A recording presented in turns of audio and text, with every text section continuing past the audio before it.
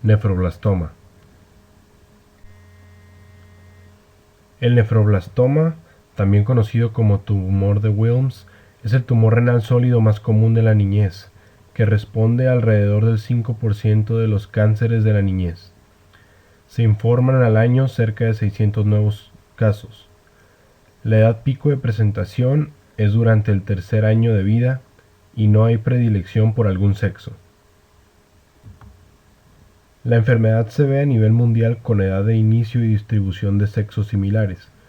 Por lo general, los tumores son monocéntricos, pero se presentan en cualquiera de los riñones con igual frecuencia.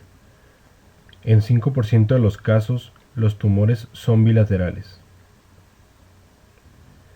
El tumor de Wilms se presenta en forma familiar y no familiar.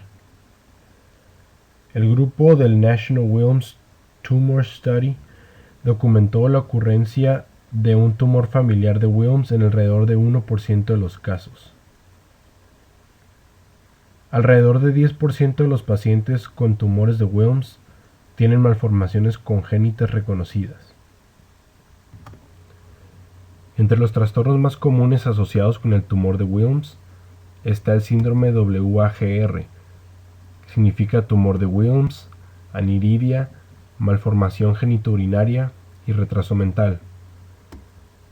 También están los síndromes de sobrecrecimiento, como el síndrome Beckwith-Wiedemann y la hemihipertrofia aislada, y los trastornos sin sobrecrecimiento, como la aniridia aislada y la trisomía 18. Las anomalías genitourinarias como hipospadias, criptorquidia y fusión renal se hallan en un 4.5 a 7.5% de pacientes con tumor de Wilms unilateral y hasta en un 13.4% de los pacientes con enfermedad bilateral. Algunos de estos síndromes genéticos se asocian con alteraciones en el gen WT1, pero también pueden estar implicados otros genes como el IGF1, H19 y P57.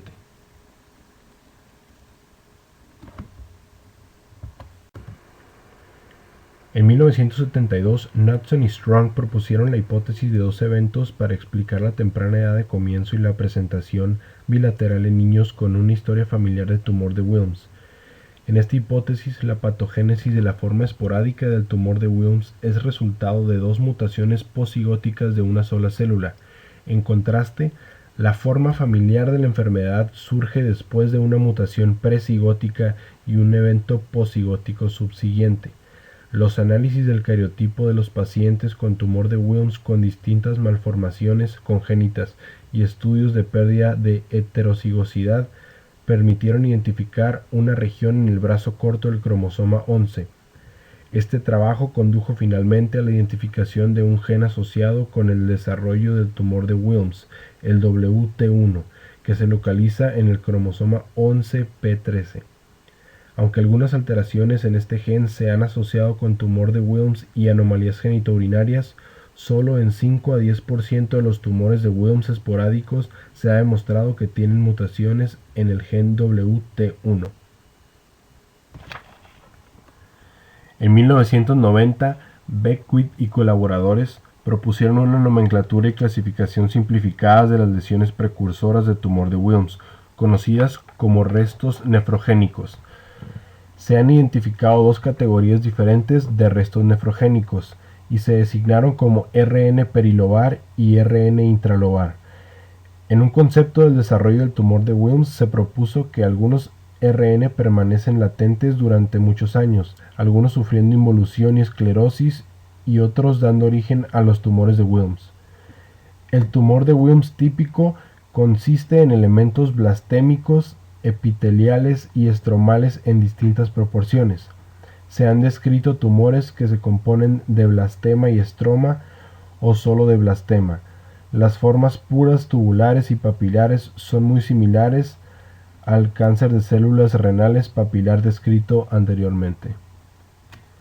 El National Wilms Tumor Study Group correlacionó los especímenes patológicos con los resultados clínicos y dividió las características histológicas en grupos de pronóstico favorable y no favorable. El grupo no favorable incluye tumores que contienen elementos focales o difusos de células anaplásicas, sarcoma de células claras del riñón y tumor rhabdoide del riñón. Los tumores de histología favorable comprenden todos los tumores de Wilms sin anaplasia. Los tumores anaplásicos se caracterizan por atipia nuclear extrema, hiperdiploidía y numerosas translocaciones complejas. Ocurre anaplasia en 5% de los tumores de Wilms y aumenta la incidencia con la edad.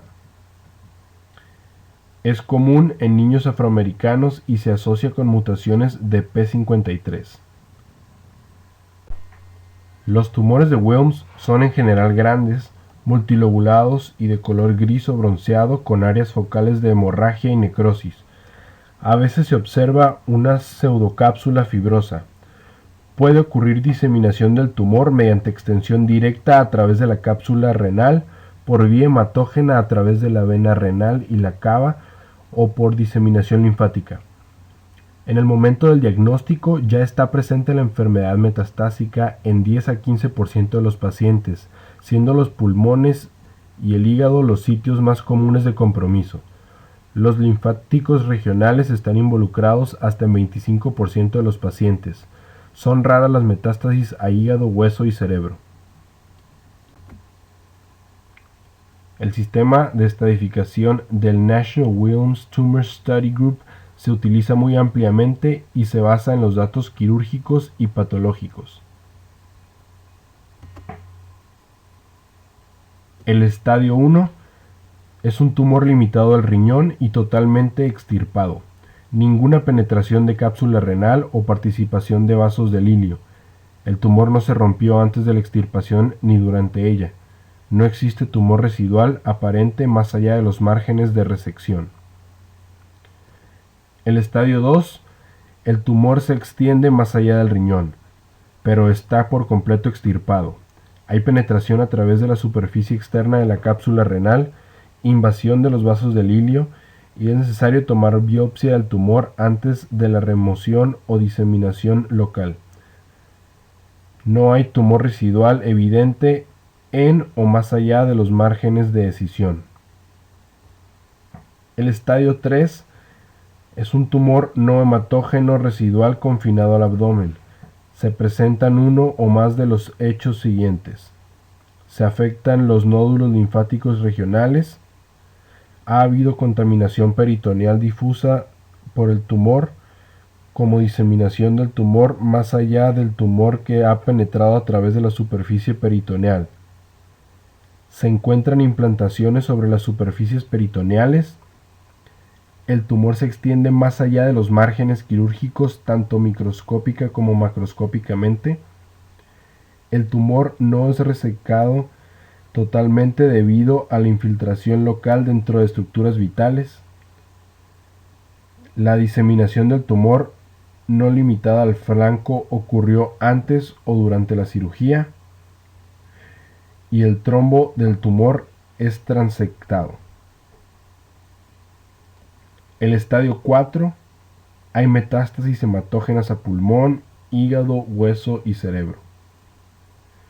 En el estadio 5, en el momento del diagnóstico hay compromiso renal bilateral. Debe intentarse estratificar cada sitio de acuerdo con los criterios que se han dado antes sobre la base de la extensión de la enfermedad antes de biopsiar. El diagnóstico del tumor de Wilms se realiza en forma habitual después del descubrimiento de una tumoración asintomática por un miembro de la familia o el médico durante un examen físico de rutina. Los síntomas comunes en la presentación incluyen dolor y distensión abdominal, anorexia, náuseas, vómito, fiebre y hematuria. El signo más común es una masa abdominal. Se observa hipertensión en el 25 a 60% de los casos y es causada por valores elevados de renina. Hasta un 30% de los pacientes muestran hematuria y la coagulopatía puede ocurrir en el 10% de ellos.